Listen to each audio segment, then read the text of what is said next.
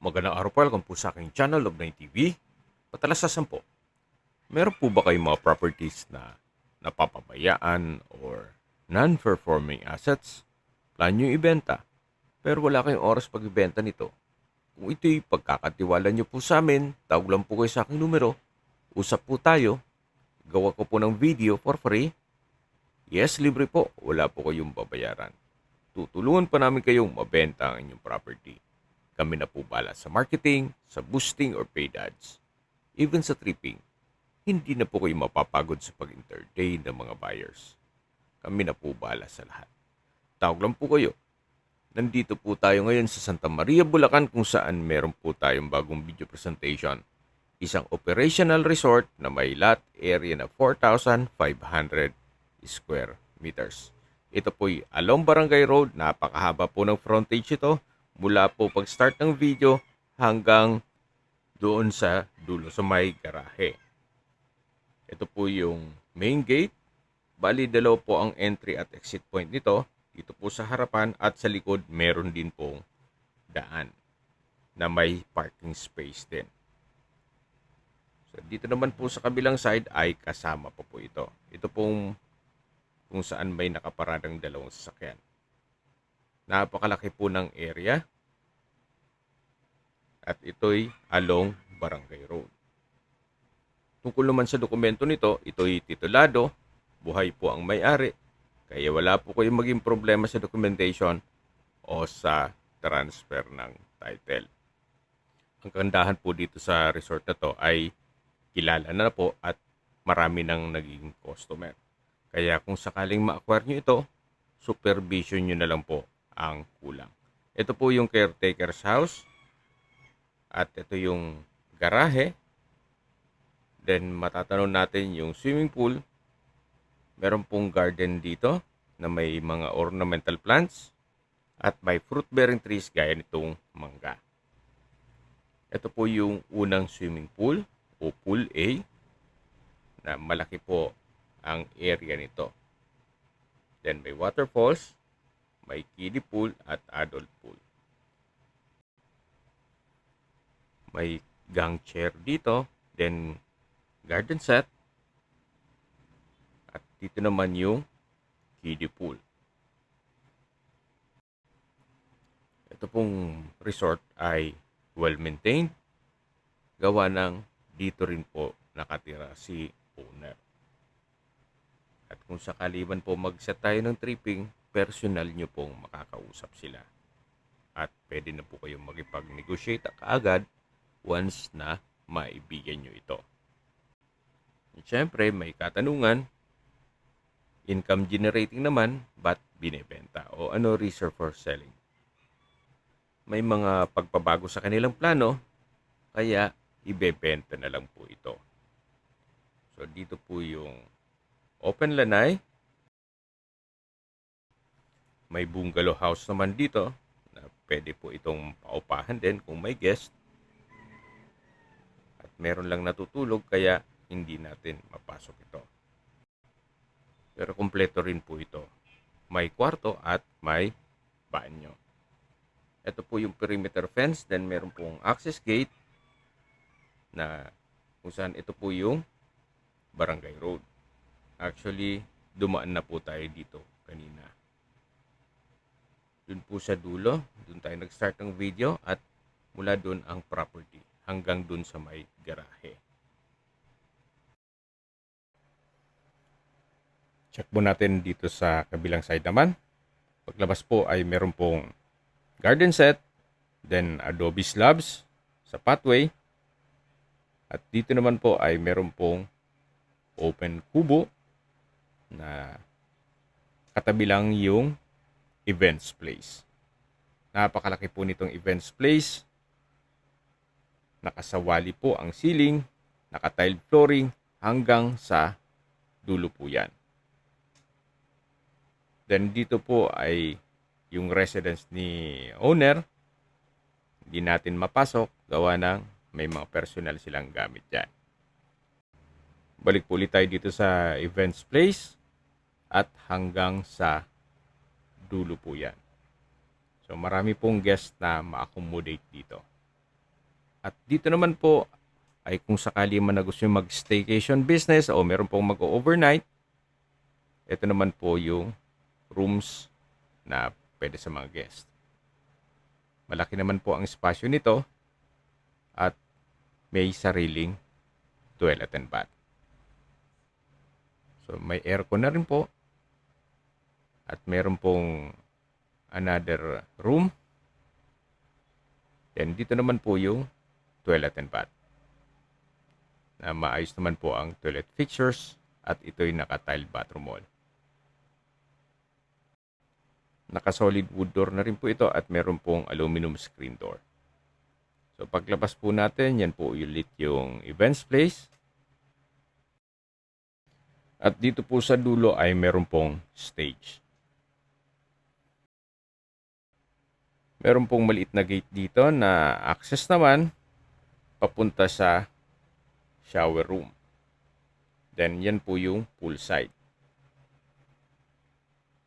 Ito pong poolside ay meron din pong mga tables and chairs. Yan po, malaki naman ang espasyo nito. Then yan po yung pool A. Bali po may another pool naman dun sa likod. Then dito po ay meron pong mga kubo na may kwarto na rin po. At dun po sa dulo, ganun din, may kubo na may room. Ito pong natatanaw natin na structure ay ginawa po nilang warehouse o lagay ng mga paninda o mga Japan surplus. Yan po ulit yung swimming pool at silipin po natin. Dito naman yung warehouse. Yan po. So, wala pong nabanggit kung isasama yan sa bentahan. Yan, dito naman po, another events place na for small occasion. Then, meron pong mga rooms dito. Hindi lang natin mapasok ito. Yan po yung tinutukoy ko na events place for small occasion. At katabi lang po nito, yung pangalawang swimming pool o pool B. Hindi naman po siya kalakihan, pero kung may mga private na party, pwede na po ito. Hanggang dun sa dulo po yan. Then meron pong mga ornamental plants sa palibot nito. At sa taas po niyan ay another parking. So meron pong dalawang entry at exit point itong resort. Bago tayo umakyat dyan, check natin yung mga banyo dito sa dulo. Diyan po tayo dumaan kanina. Then yan po yung private room. Then ito yung banyo. Dito naman po yung shower room ng pambabae at panlalaki. At may banyo na rin po ito. Check na po natin yung parking area o yung sa kabilang exit na kung saan malaki din po ang espasyo nito. So kung sakali man po na ang uukupahin ni customer o ni client ay dito sa pool B, pwede po silang dumaan dito at dito na mag-park. So nakabakod na po buong property. Hanggang dun po sa kabilang side yan. So marami pa po kayong rooms for improvement kung sakaling ma-acquire nyo ito. Habang naglilibot po tayo at pinagmamasdan nyo po itong kapaligiran, pag-usapan natin ang distance, location at travel time. Mula po sa bayan ng Santa Maria, Bulacan, ang distance is 4.6 kilometers at ang travel time is 13 minutes. Kompleto na po doon gaya ng public market, groceries, schools, church at hospital. Yan po yung lagi kong binabanggit sa inyo na dapat nyo i-consider sa paghanap ng property yung meron pong malapit na hospital. Hindi ko naman po sinasabing sakitin kayo, yan naman po for emergency purpose lang naman. At mula naman po sa Marilao exit sa North Luzon Expressway, ang distance is 3.7 kilometers at ang travel time is 11 minutes. Mula naman po sa bayan ng Marilao, ang distance is 6.3 kilometers at ang travel time is 17 minutes. Kompleto din po doon gaya ng public market at hospital. Mula naman po sa New Manila International Airport sa Bulacan, ang distance is 20 kilometers at ang travel time is 46 minutes. Mula naman po sa Manila, ang distance is 31 kilometers at ang travel time is 42 minutes. Sa mga nag-skip po ng video, summarize ko lang po. Ito pong resort ay nasa Santa Maria, Bulacan. May lot area po ito na 4,500 square meters. Ito po titulado, buhay po ang may-ari, kaya wala po kayong maging problema sa documentation o sa transfer ng title. Operational po ito, kaya income generating. Kung sakaling ma-acquire niyo po ito, ang kulang na lang po ay ang inyong supervision. At hindi lang po doon, meron pong bahay na pwede nyong gawing bahay bakasyunan. Kaya may rest house ka na, may resorts at events place ka pa. At napakalaki pa po ng bakanting lote na pwede nyong paglagyan ng ibang cottages. At ito naman po yung view deck na meron pong concrete staircase. Malaki din po ang espasyo nito. Actually, kung meron ding mga small occasions, pwede rin po dito. Hanggang sa dulo po yan. Then, meron din pong sariling toilet and bath. So, mula po dito, matatanon nyo buong property. At ibang mga kapitbahay. Okay, sa presyo na po tayo. Binebenta po ito ni owner sa halagang 25 million pesos. Kung may mga katanungan po kayo, tawag lang po kayo sa aking numero. At sa mga kababayan naman natin na sa ibang bansa, meron po akong Telegram. Sa mga iPhone user man, may iMessage. Meron din pong Imo, Skype, Viber at WhatsApp. Same number lang po, 0917-316-3399.